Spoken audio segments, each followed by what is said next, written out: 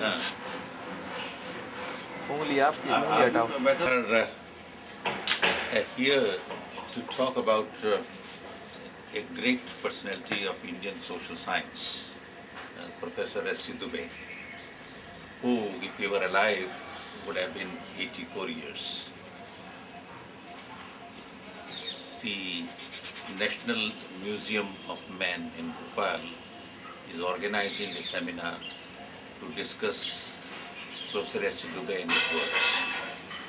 Professor Chauhan, you are one in the profession who had the longest association with Professor Dubey, going back to 1954-55, when both of you were in the committee for Rajasthan University Board of Studies. So you will have handful of memories of your association and your interaction with him, and also the impact that he had on the growth of Indian sociology and anthropology. Why don't you begin from wherever you wish to? Well, the very title, Man and His Works, reminds one of the another famous anthropologist of his period, Melville Herskovits, who brought out his own studies on cultural anthropology with this title, Man and His Works. And works of man included menti crafts and sociocrafts as well. Of course, other crafts. So we have got to understand a man in terms of the craftsmanship that he had brought into being, and in the spirit of anthropology probably, man's single work gets related to the totality of his experience, and therefore anthropology promotes the idea of study of the totality, and within that framework, even if a small problem is studied, that gets related to the entire gamut of his thinking and feeling. My contact with S.C. Dubey is both direct and indirect to begin with. It may be of some interest for people to know that S.C. Dubey was at one time a student of intermediate classes in Raipur. And in that college, another great teacher of the subject in economics happened to be his lecturer. On his first appointment, M.V. Mathur was the person who did it. And M.V. Mathur later on became the first reader in economics or any subject for Rajasthan University. Public administration, perhaps? No, it was in economics. Public administration was his additional diploma that he took in Harvard. Both these things have some relevance for us. Now, M.V. Mathur was connected with my first appointment in the sense that he had interviewed me for the lecturer's position in Udaipur on behalf of the State Public Service Commission. And let us say also for record that you were the first to initiate teaching of sociology in Rajasthan, so you are a pioneer in that sense for that state. Well, and selection was made by people like M.V. Mathur and G.S. Mahajani, the Vice Chancellor there. The Vice Chancellor asked me the question, who was the father of Indian sociology? I said, I will not reply to this, but there were two people who were important, and Ghurye was one, and Radhakamal Mukherjee was the other. M.V. Mathur then asked the question, have you heard about Sorokin? Because M.V. Mathur had come straight from the Harvard after the degree in public administration. Well, I was happy, and then he said, well, yes. I refer to the book that I had read contemporary sociological theories, contemporary at that time, published in the year in which I was born. Now, later on, after my selection, or in the process, the Vice Chancellor said, "You look young, will you be able to control the class and how?" And I said, "Well, that has been a profession with us in our family. It doesn't matter." He says, "No, I am not speaking that.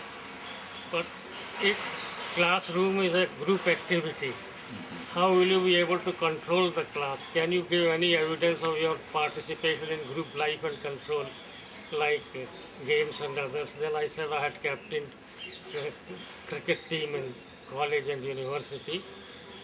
Then he was satisfied that yes, I would be able to handle a group because I was only 21 years at that time. Professor Chauhan, can I ask you something? You must have some very distinct memories about Professor S.C. Dubey when you met him first time or first few Just times. coming to that, the first important reaction was that M.V. Mathur was advisor for all social science subjects so far as University of Rajasthan was concerned. And we had a committee of courses in the university. Committee of courses because a subject up to graduation level had a committee, not a board of studies. To that, some experts had to be appointed, and Professor S.C. Dubey, Mr. or Dr. S.C. Dubey was appointed as a member of that committee at the intervention of or suggestion of Professor M.V. Mathur. So this was our first connection when he came. We met together in the committee, and there what I found was that Dubeyji was interested not merely in giving certain things, but even otherwise, he wanted to know something about the social elite of the university. Asked me, well, who are the people who count and so on, and visiting Jaipur and all this. But beyond this, I also remember that at the first Indian Sociological Conference in Dehradun, he had come and attended it on the second day probably. Well, the moment he arrived, it caused a little bit of a stir that Dubey has come, Dubey has come. I didn't know what did that mean. Later on, I found that he had come straight from Rankhandi, from the Cornell team along with one or two other persons. And that is not far from Dehradun, so they had motored up there. And then he had some inconvenient questions to face, along with Dr. Majumdar being there. They had some difficult time at that You moment. are referring to the Cornell Lucknow project. Yes. In Cornell project, Professor Majumdar wanted some people, but then so far as interviewing and the other things were concerned and their capacity to talk in English and communicate in the way in which Americans would be able to understand better, they opted for S.C. Dubey to be an important member. And this was somehow not liked by, because he had also worked for some time in Lucknow University, but that was not when I was studying. Later on, for a year in political science department. S.C. Dubey had then brought out his thesis on the Kamar and got it published in Lucknow itself. Dubeyji's presence at the conference was like this, that he said something and Dr. Majumdar tried to contradict him and said, "Dr. Dubey, you have said this and that." And Dr. Dubey replied very calmly and politely, "Call me just Dubey." And Majumdar wanted to pinpoint him, therefore he called him Dr. Dubey. I took up this hint myself. And when I began talking to him later on, I used the phrase Dubeji for him and looked at his face and he said, yes, this will do.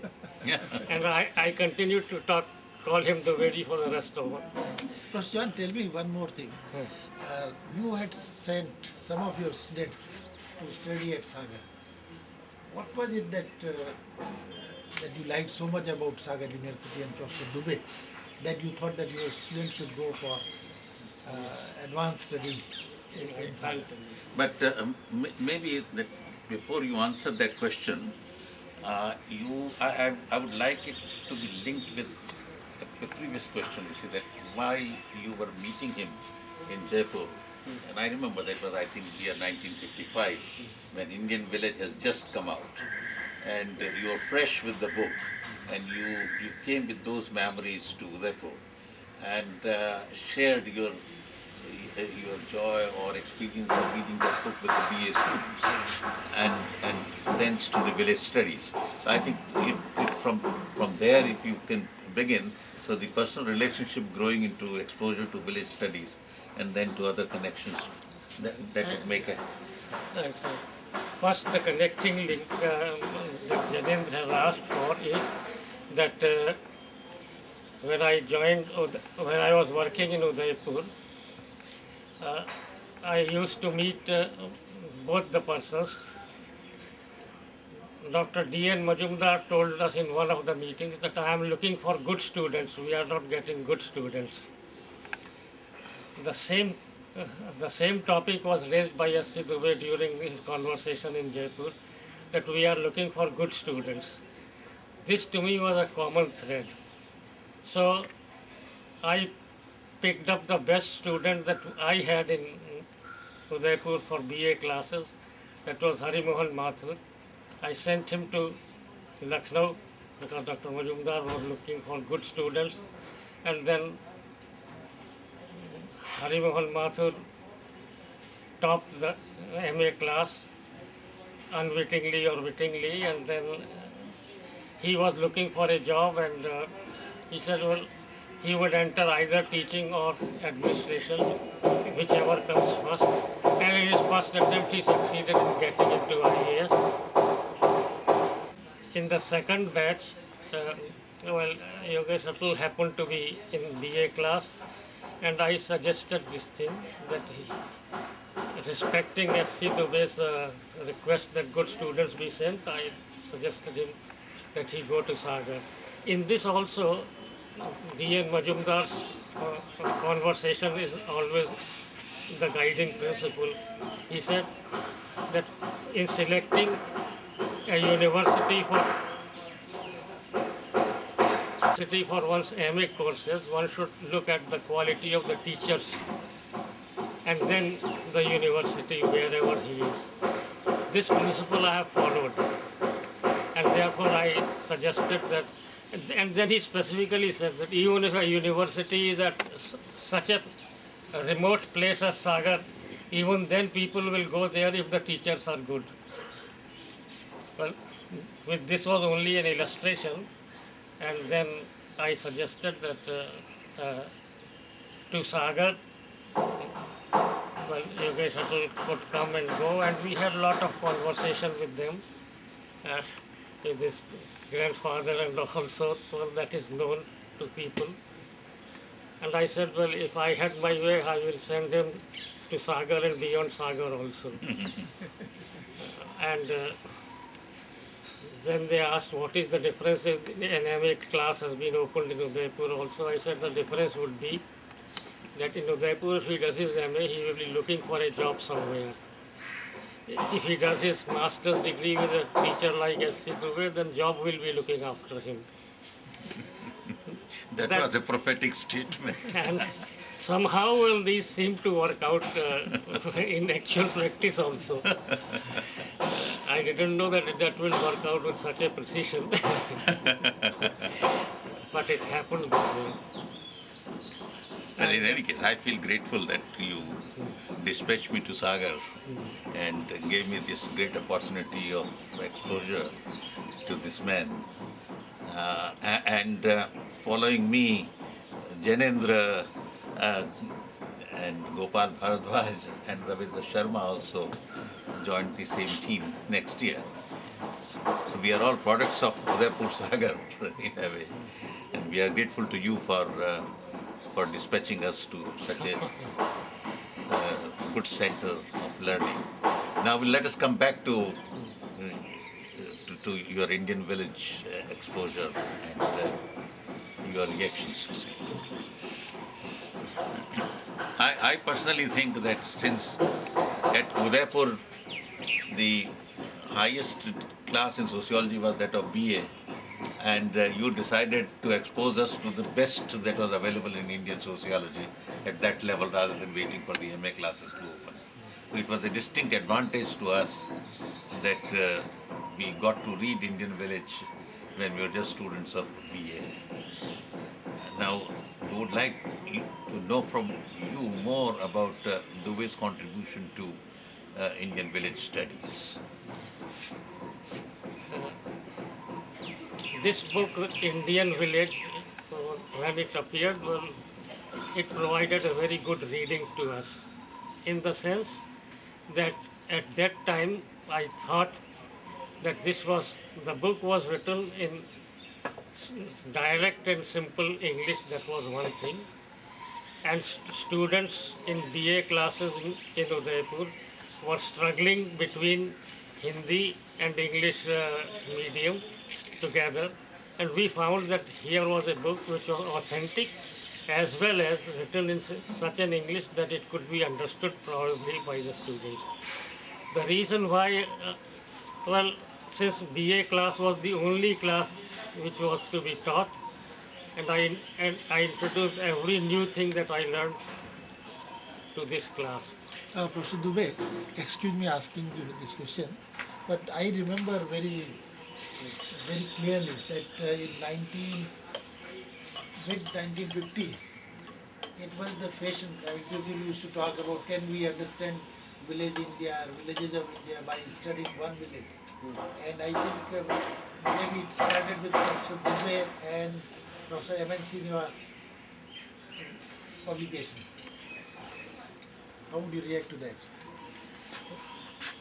Now, this is a little difficult thing at the moment, because in point of time in Indian sociology, S.C. Dubey's book was the first full-length book on a village in India, in a published form in 1955. No one else had published a full book. Later on, people say that Weisers had done some work on Manpuri village and that had received some recognition. But Weiser was, to begin with, a missionary, and secondly, well, it was a part of his training, self-training that he had On done, Jajmani system, and concentrated on Jajmani system and its economy. Dwivedi's was all-round study on the village with all the chapters on economy, polity, social units, interpersonal relations in particular, and having described the whole almost in a holistic sense, then he had the last chapter on social change, which also provided interesting reading. The important point was that it was first in time as a book length and written in a style which was communicative to an international audience. So you would say that Professor Dubey was a trendsetter, that he started and gave a model of studying Indian villages, and that was by studying one village also you can understand the problems and the kind of life in other villages too. Well, that I will come to later, because the point is that first it is a full book on an Indian village. Secondly, its style of presentation was international so far as in style. And you are an expert in communications, you know better that not many people from among sociologists in India have that communicating skill. And a strange joke it has become for me now.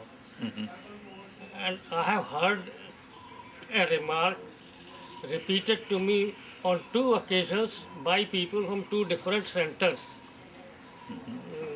saying that the style of this book is good, probably because the style was contributing to that style, Mrs. Dubey had some role to play. This is an utter nonsense so far as I am concerned, No, no. because Dubeji's style cannot be compared to anyone, it cannot be copied by anyone. It is so individualistic in his It's case. a very distinct signature Yeah. in a way, yeah. And I think there's another point which is important, which you might like to also agree, that Indian village made a departure in anthropology from tribal studies to village studies. And secondly, that this field work was carried out by a multidisciplinary team which Dubeji guided. So in terms of team research also, this provided a new model. So there are many distinctive features if I'm right on this. Huh? Would you Yes. agree? Maybe I should connect another question. You see, 1952 was probably the year when India's community development program started, and Professor Dubey became very closely associated with it. Do you think that the kind of book that S.C. Dubey wrote, had some responsibility, some kind of contribution to this trend? Well, for this, let us go to the man himself first. What is it that Dubeji liked? And well, I'll continue to address him as Dubeji because that is No. more natural for me. Dubeji was fond of locating the latest interests in the discipline, and he was an avid reader of those things. He was not for repeating things all the time, but looking for fresh avenues all the time. And so far as organizing teaching program in Sagar University was concerned, he had introduced papers in sociology, eh, Merton and Parsons at a time when no other department in India had introduced. Methodology courses, he had introduced quite a few psychological and statistical techniques which other universities had not been able to do. So he was always looking for fresh opportunities and upcoming opportunities in technically as well as in the disciplines. And it is this search of his which was a part of his total personality. When I joined Sagar University as a teacher for 2 years, he told me just this thing: teach what you like, teach it the way you like. Which of course I enjoyed. And to this I will come later. But the point is that in Sagar this was established form, and Dubeji wanted to, somehow he had the capacity to locate the latest in academic trends and jump on it and specialize on it. This is reflected in several ways in what he did also and what he wrote. Now, when Indian Village came, I said that this was the first book. In that book itself, the answer to your question is available. He said a series of such studies is needed in India, and villages could be classified along 6 points. And on those 6 points, different type of argument would be available for different centers.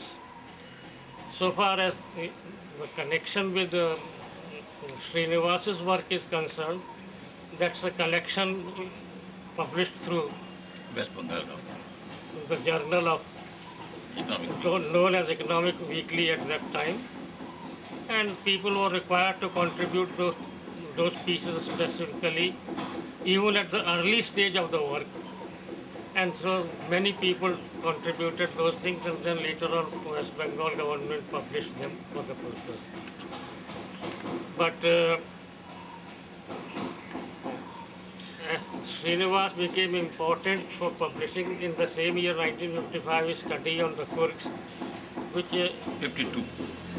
Religion Society among the books came out in 52. Published in 52, Okay. probably. But I We still will can, check. but I think it was 52. But the three books that came on village simultaneously were Indian Village, India's Villages, and Village India by McKimmel. And I think there was also Majumdar's book on rural profiles. So these are the four books, but the I full remember in later years, even Maurice Carstairs had written a book Twice Born. about a village, twice born, about a village near Udaipur. So that was also about a village, but the study was more confined to the psychological and the He was a practicing psychologist, that's all. And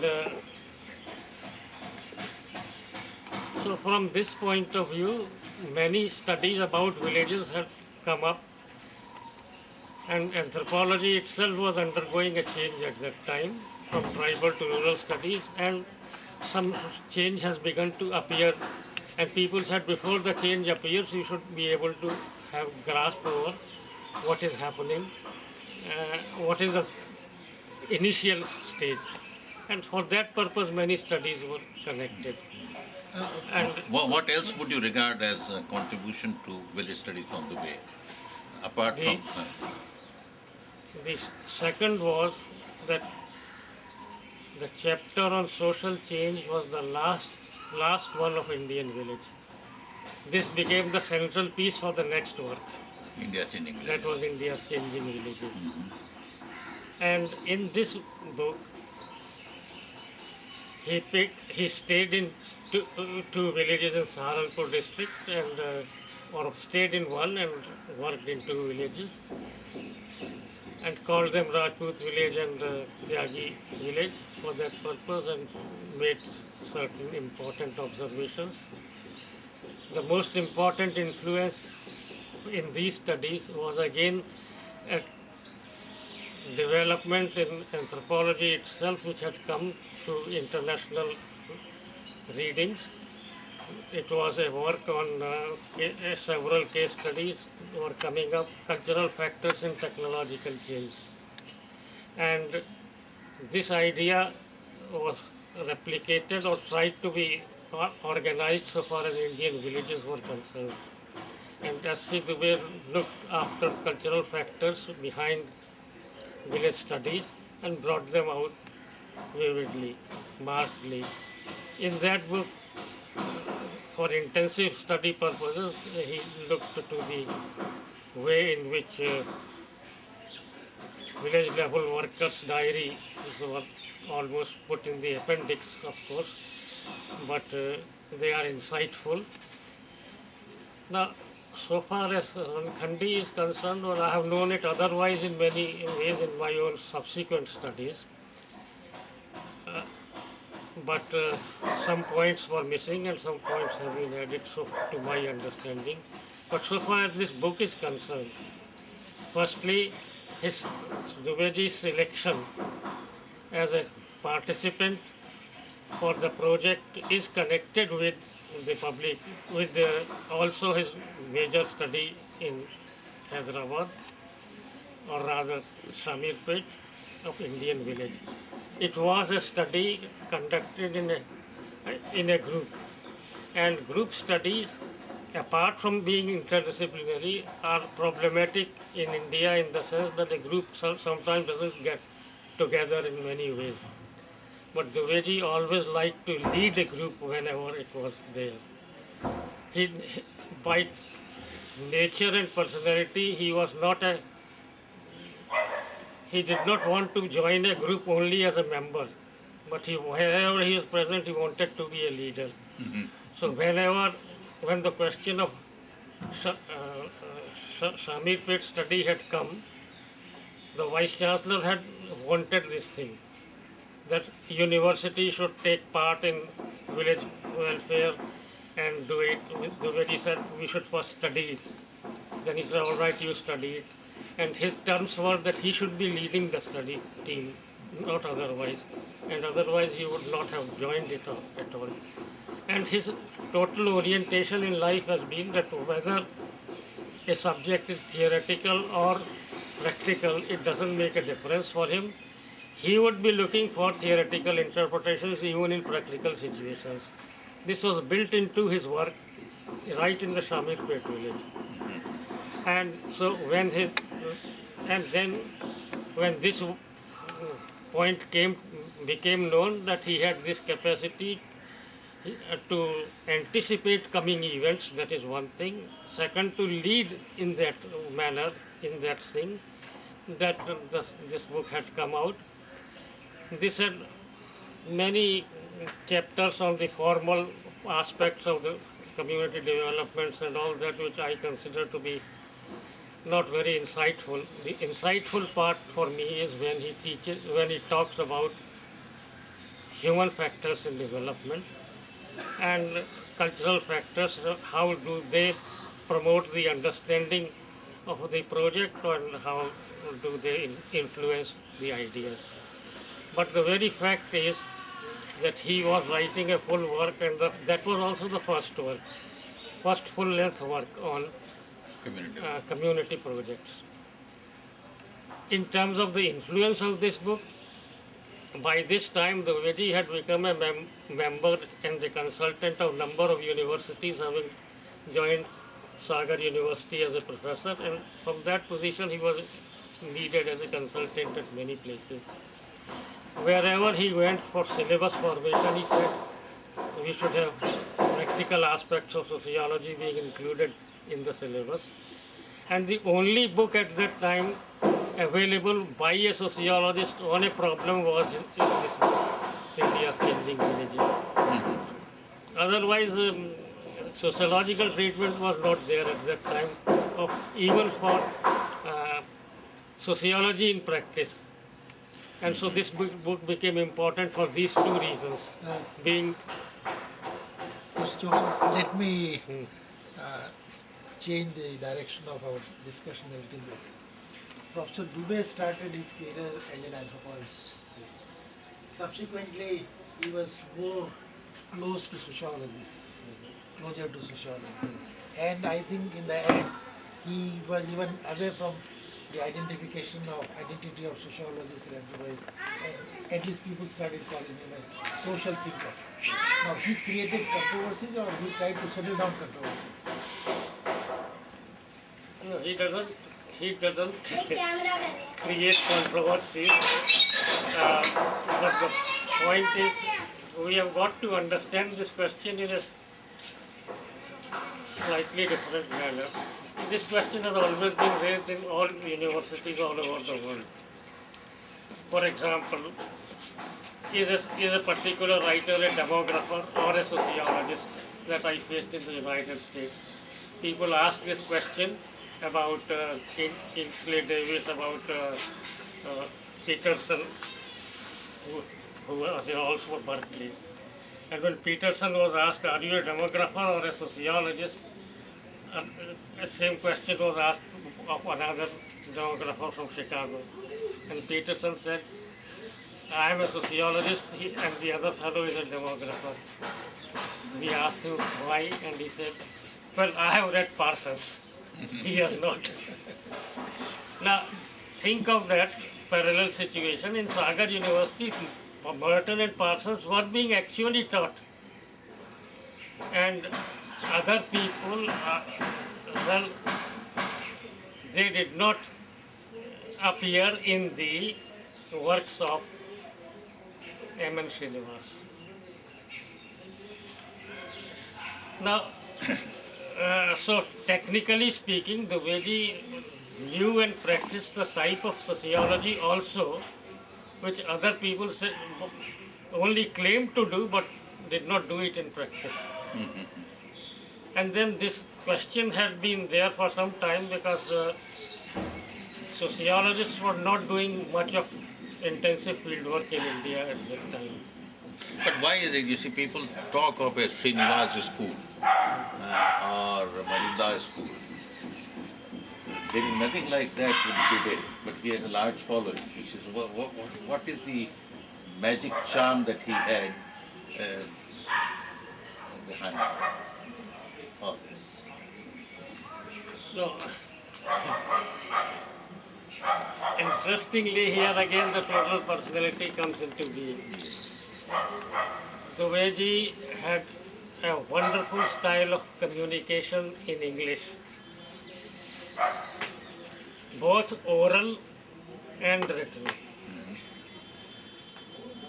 In terms of oral communication, Majumdar was just a mediocre. Srinivas, in terms of writing, wanted to have 7 drafts of a thing before sending it for publication. In Dubeyji's case, those 7 drafts appeared to him in his thinking, within his mind. He didn't put them on paper. But when he put them on paper, that was his finished product actually. Good. So in his case, the difference between spoken word and written word was minimum. And he could command attention of 500 people in an audience, which none other sociologist or anthropologist could at that time, both in English and Hindi later on. And then whatever Dubeyji's success came in view of the fact that both his publications had come from Routledge and Kegan Paul in London, and he had actively participated in seminars organized by Raymond Firth. And this influence has lasted with him for quite some time, of raising questions and encouraging seminars. So he was a better seminarian than others were. But that one charge that people make against Dubey is, they use the word that he had a lucid style. But hidden in this comment is a criticism that he was very descriptive. He has no theory to offer. I do not know to what extent you would agree to this kind of a criticism, because his style certainly is intimidating. And secondly, there is also another thing on which I have my own view, is that if you read any of his writings or articles, you find very few references and very little of bibliography. It's a big departure compared to So others. how Yes, that is true. But the first thing to remember is that he actually read the latest on any topic Yes. that I have already said, and continued to read till 2 a.m. every night, I should say, and then go to sleep. That was his habit. And secondly, when he was writing, he had in mind an audience also. That audience was international in character. And I have heard some of the American writers saying, he writes like us, he talks like us. That is how, well, some people in East-West Center in Hawaii had liked his presentation. So he was always wanted in this manner. Many other people could not remain by and large in terms of idiom of expression, only national, I should say, with a tinge of internationalism here and there. But in his case, in his style of life, in his as a person and conversation in particular, well, he was more at home with people internationally and liked that way. Now what happened was that these successes came to him early in life, and their impact was that people who had got success later in life became a little jealous of him, envious of him, let us say. And he retained his modesty all the time. When he was appointed professor in Sagar, he was invited as an expert everywhere, wherever new professors had to be appointed. And even Iravati Karve had appeared in an interview from a reader to a professor's position, in which Dwivedi was invited as an expert. And Dwivedi had the modesty to tell the selection committee and the vice chancellor that the candidate should have become a professor earlier than your expert had done. Now, this was the way in which he tried to control situations also, but not all people could follow that. And nobody could avoid him in terms of his brilliance and expression. But everyone was afraid of him by making him a part of the establishment. So he was always invited as an external expert and never made an internal member anywhere in any other university. That is how I try to understand the limitation. Out of fear, I mean, because even if he had joined there, then in 2 hours of conversation, he would have outdone other people. That was one thing. In terms of his readings, he was always pronounced. To your question, therefore, that he did not make, in terms of style of conversation, writing, Dwivedi wrote only when he was convinced in his mind that a particular point of view could be connected together and hold some sort of logic in his mind. And when he was convinced, he just wrote it straight. At that time, in order to maintain its straightness, shall I say, he didn't bother about giving references. Because by that time, the whole thing had been internalized by him to such an extent that they were a part of his own thinking. And he did not want the process of thinking to be scholarly presented in a manner in which main thinking would be lost and scholarship would be exhibited. That was one thing. Not that he had not read those things, he had read those things, and anybody can say by reading it where the references could have been given. But he didn't want it to confuse the reader, and therefore he was more welcome to, his writings were more welcome to people who were beginning in their career in the subject, rather than to those who had finished their development in their own careers. That was one He thing. was very, very concise, and I think I regard this as that he was a great synthesizer, and the qualities of a teacher to assimilate various writings and present them in a form which would be easily understandable to the most weak student in the classroom. That was his target. So I think his communicability was great from that point. Yes. Anything else that you think in terms of village studies? Because after some time, when he had withdrawn from village studies also somehow met a kind of death. The other two village studies, well, I'll just only mention briefly that he has also studied a Deccan village. That was more complex than any other. It was multilinguistic as well. And that was reported in Economic Weekly and later on at other places.